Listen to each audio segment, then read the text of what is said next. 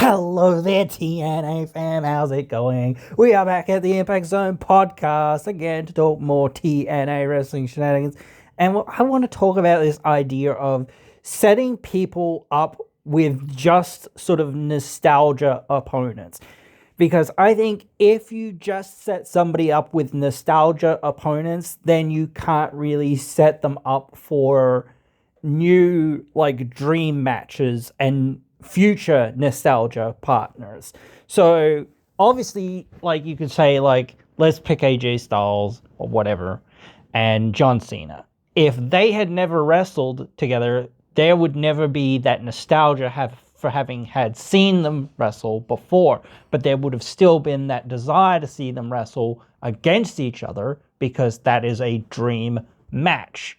So you didn't really need to put them together that much to have anticipation or whatever to see these two wrestle. Not that you can't ever be like, let's do this thing, have AJ and John Cena fight against each other.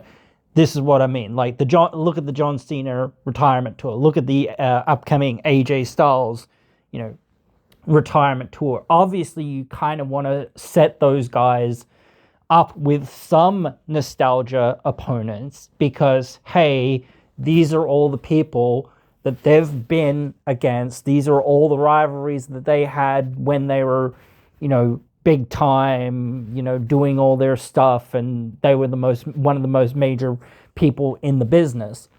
So again, that's great to see that. But if you say, oh, well, we're never going to plan to say, hey, we're going to set this person up with a person that they've never been in a match with, that's no good. You've got to say, okay, this is still a match people want to see, or a rivalry or something that people want to see. This is a dream match that people want to see. So we're not just going to cater to nostalgia. We're going to go out there and go, okay, cool. We're going to have some of these nostalgia like runs or some of these nostalgia things, but we're also going to sprinkle in some newer wrestlers or some younger wrestlers or some wrestlers that this person hasn't really wrestled with for new, like, not just dream matches, but new matches that, people will want to see, like, especially on the bigger stages and whatnot. So if you were to sit there and book and say, whoever it is, let's book them for a year and say, okay, where do we start now? Who is going to be their first opponent? Why? And then who's going to be their second, third, fourth, fifth, sixth?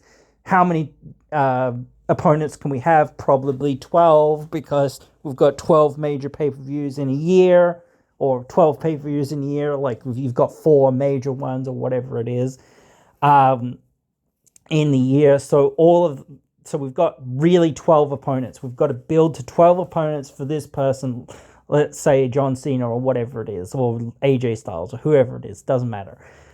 They have had a litany of opponents in their past that, hey, people still want to see this. People still want to see Orton and Cena for, or whatever. Or they want to see AJ and Cena, or they want to see Jericho and Cena, or they want to see Edge and Cena, that sort of thing. Those, nostalgia matches, those things that, would really put them on the map back in the day or whatever else it was, and relive some of that. But you can't just say, let's go and say, okay, maybe you can say certainly for the first one or the second one or even the last one or whatever it is, one of their matches. But you can't say, oh, well, let's just do that the whole way through. You've got to say, okay, cool. We've got some of these nostalgia acts. Okay, who else can we put them together against? Because we need to build for the future. We can't just say, oh, well, we didn't have a new opponent or a good enough storyline for that opponent to, go up against this person and to have a feud with them. You need to think that through and go, okay, cool. How do we build somebody in this year or in this time period and have them be one of the opponents, or one of the, even if it's in the middle or whatever it is, somewhere. It's like, okay, how do we make this person that's never faced Cena, and if it's not a big time dream match, it's like, oh, okay, how do we plant this seed for people to want to see this person versus this person, and it be something that people will enjoy, not just this is out of nowhere and no one's really thought of it before or whatever. It's not really a thing that, has been worked towards or hinted towards or anything like that, or it's not something that people kind of want to see, because at a certain point there is like that, you need to please the fans of saying, hey, this is something that they do want to see or don't want to see or what have you. If it's not something that they want to see, it's like, well, what, why are we going out of our way to promote it or whatever? And maybe that's just the not the roll of the dice or whatever it is, but it's like that's how the cookie kind of crumbles. It is what it is, like we took a chance on this person or this idea that we thought people would be into it or whatever else it is. And that is the problem with like some of these non-nostalgia, non-dream match opponents or whatever else it is. It's like, oh, okay, people have never really considered that this could be a thing or never really thought of it or whatever, but they could get into it if it's built the right way. If you start at a certain point, this person attacks this person, and then 6 months later or whatever it is, they finally get to, go one-on-one or whatever it is, or they go one-on-one and, such and such cheats to win, and then 6 months later you come back and say, okay, now it's no DQs and it's seen as last chance, or whoever's last chance to face you, but it's going to be in Hell in a Cell, or it's going to be here, it's going to be there, it's going to be, no interference and none this, none that, da da da da, all that sort of stuff. So you've got to get the conditions right of saying, okay, how do we build to something that hasn't really been built to before? And as always, it's dependent on who and what you're kind of presenting. If you're presenting, let's say, Obafemi, you've got to present them differently than you would present somebody like, I don't know, Trick Williams or Ethan Page or Ricky Saints or whatever. Perhaps like with the babyface wrestlers, you might sort of paint them in a similar stroke, more respectful or what have you. But ultimately, you're going to treat the heels and baby faces differently. The heels are going to be more aggressive and more, I don't know what else you want to say. This like more unsympathetic, I guess, is one way to put it, to a legendary wrestler. And it's really about, like, that's not just about legendary wrestlers, I guess, as well. But, if you're an indie guy and you've had a fair history, not like like a legendary history, but, or somewhat of a legendary history, let's say,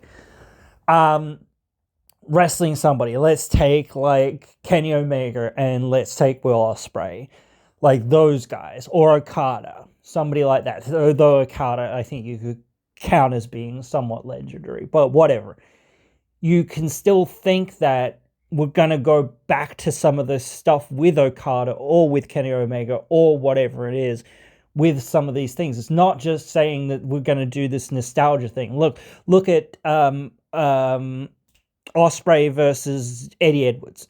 That was not a nostalgia fight because no one, maybe some people remember them wrestling against each other, but it was a rivalry that was based on history, the history that they had in the past. So, at that point, they were going to wrestle because of, the perceived lack of respect or what have you that was there in the past or what have you. And now, they had that match. If you were to go back to do that match, perhaps now there would be nostalgia for it because now it's actually, been a big thing. Look at Callahan versus Eddie Edwards. They redid that feud because a lot of people were like, oh, I remember this feud, and whatnot. And they kind of had to kind of do it because they needed another big time feud to kind of go to and to do something and whatnot. So they went back to it. So and they didn't have anything. They sort of didn't have anything else for either of them to do, so that's what they did. So again, like, it's not just to say let's do this thing, this nostalgia thing. It's not to say you can't do them or whatever. It's just to say, again, you've got to think and balance it out in some ways, and that doesn't have to be just 50-50. Like if you said we've got 6 months or 12 months worth of this person left being in the company, okay, well, let's give him 6 matches that are, like nostalgia matches, and 6 matches that are new guy matches, or whatever else it is, or whatnot. Maybe you do like 2/3 nostalgia matches and 1/3, or maybe a bit less, like new guy matches, new people that you're trying to put over and say, okay, they're going to get the rub from Cena, or they're going to, be in there with Cena and do this, or whoever it is. Again, doesn't matter. I'm just using them as examples because they're, sort of the high profile people right now that you could think of, that are winding, or one of the high profile people that are winding down their career, and it starts becoming like, who will be their last opponent, or whatever else it will be, or what else will they do with them, or how will their swan song go, or what have you, that sort of thing. So yeah, it's interesting, and obviously you can like make any argument you want for any person, wrestling any person, or whatever else it is. But if you look at like kind of where WWE is at, and I don't want to just look at WWE, but if you look at where they're at, what have they got to do? They've got a lot of great talent, but they don't really have, like, they're moving away from Roman Reigns. They've got Cody Rhodes, and they've got a few other people that are kind of there, that are kind of the current crop of face of the talent pool. But there's no real, like, standout person that's the big future star yet. Like, you could start saying, well, maybe that'll be Obafemi, or maybe it'll be this person, or maybe it'll be that person, or whatever. It could be, like, maybe Gunther you could kind of put in there, but he's kind of bridging that gap somewhat, I think, in some ways. So you've got to look at saying, how do we build one of the next faces of the company? Okay, we put him in there with Cena and let them get the rub off of Cena. It's one of the best ways to do it, especially if you build up to it. But it doesn't look like they are. So again, it's going to come sort of more out of nowhere sort of thing. And, that can be a big surprise, which, it can only sort of be somebody that has a certain level of reputation behind them, like Obafemi, or like somebody like that is already kind of feeling like they're starting to get on that level of being one of the next superstars or whatever. So you can't just bring somebody in from the indies, some guy who, no one's heard of.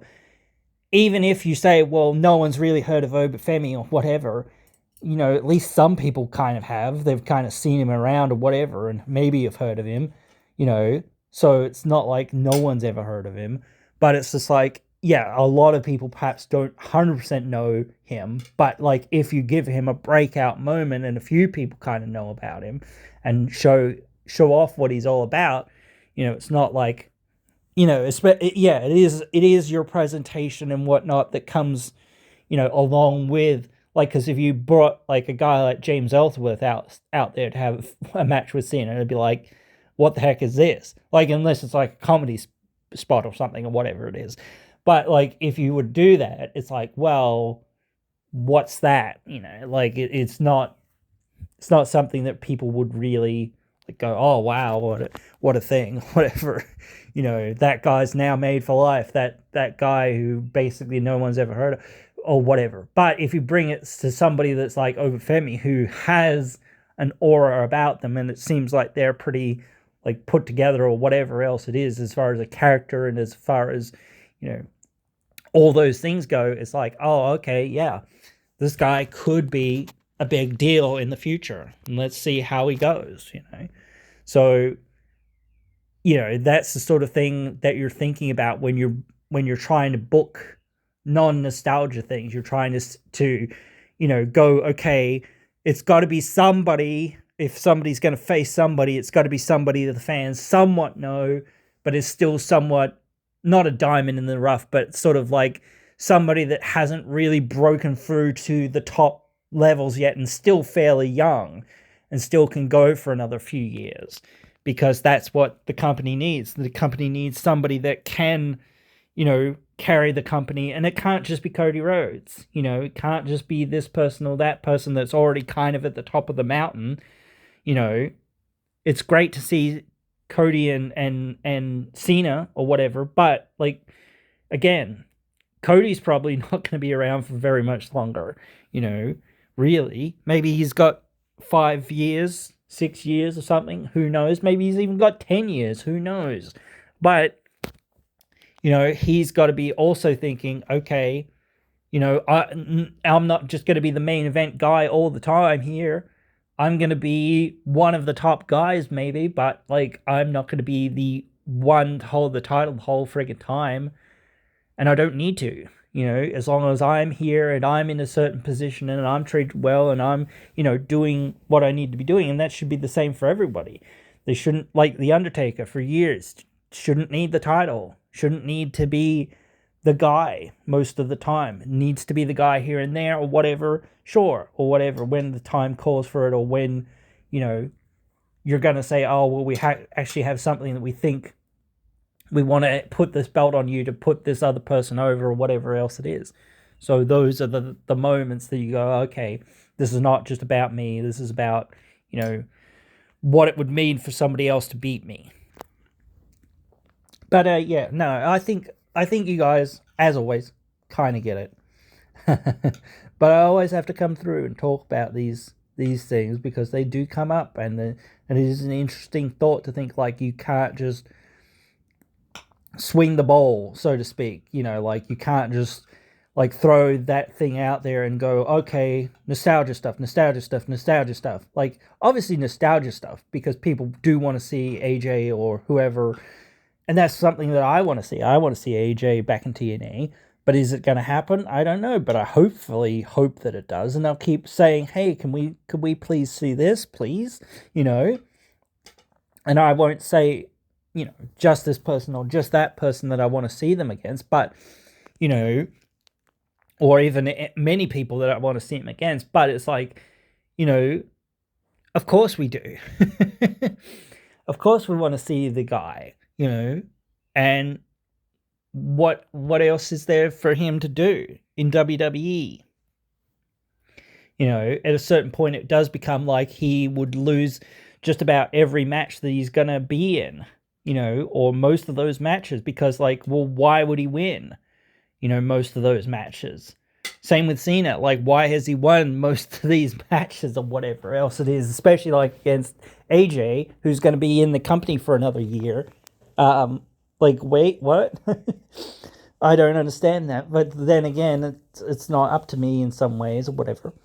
And does it really matter? I don't know. But still, like, if you've got somebody that's going to be around for another year and you know it, and you're putting the guy that's only going to be here for a few weeks over them, it's like, well, we've got to have something planned then, and we've got to build AJ back up. And that's maybe why they've done this tag team thing or whatever, to be like, let's give you a win here and something, to kind of build you back up somewhat.